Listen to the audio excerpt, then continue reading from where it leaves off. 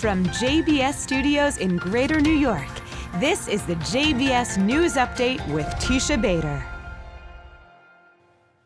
I'm Teisha Bader with the JBS News Update for Tuesday, September the 28th, 2021.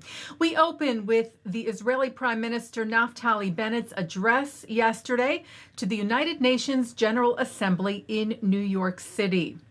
Before departing Israel for New York, Bennett said of the speech, "This will be an opportunity to tell our story about Israel's place in the world and about the special spirit of Israelis and our contribution to the world."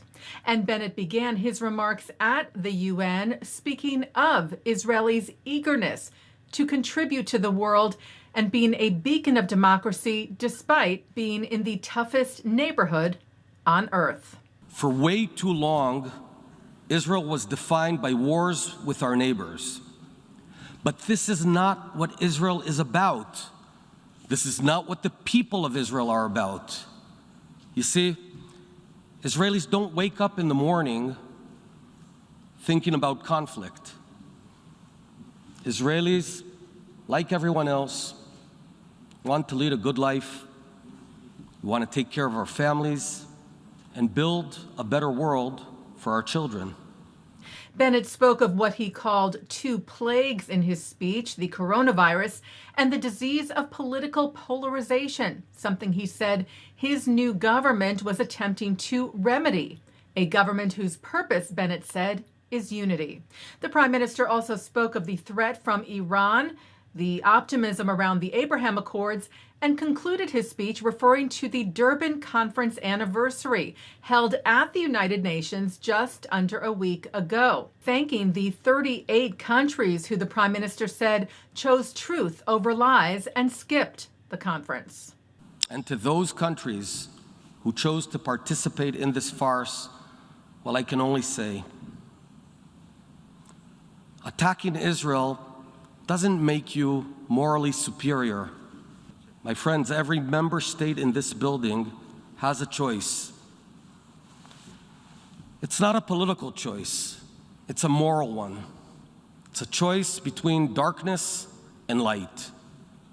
Bennett said a bit of light dispels much darkness, referring to Israel as the lighthouse among the stormy seas that stands tall and stands strong.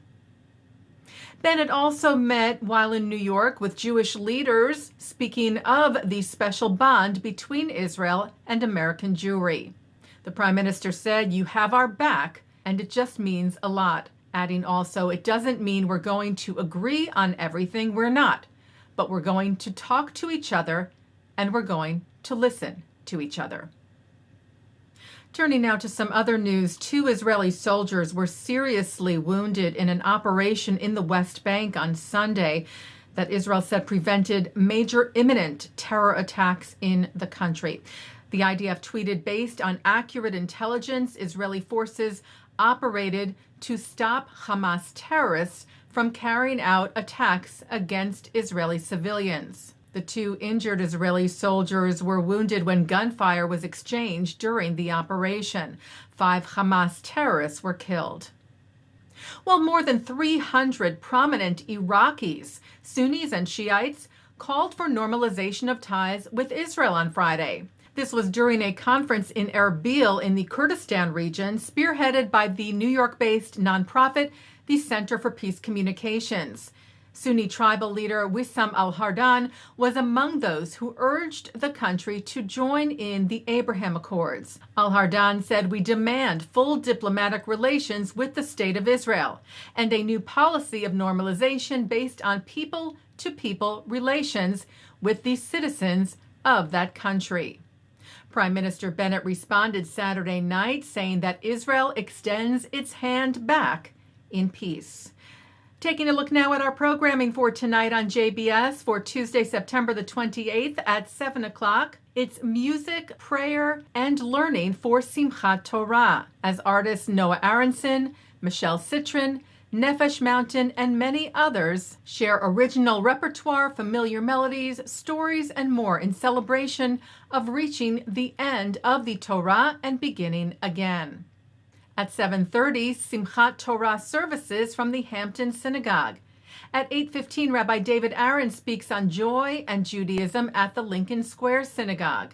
At 9, part 1 of Mark Golub's sit-down with former chairman of the Conference of Presidents, Richard Stone. At 10, an encore presentation of Simchat Torah services from the Hampton Synagogue.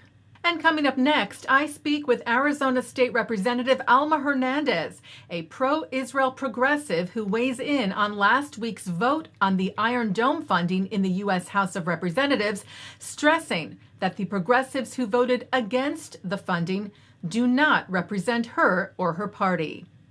And that's the JBS News Update for Tuesday, September the 28th, 2021. I'm Teisha Bader. Stay healthy, stay well, and Chag Sameach.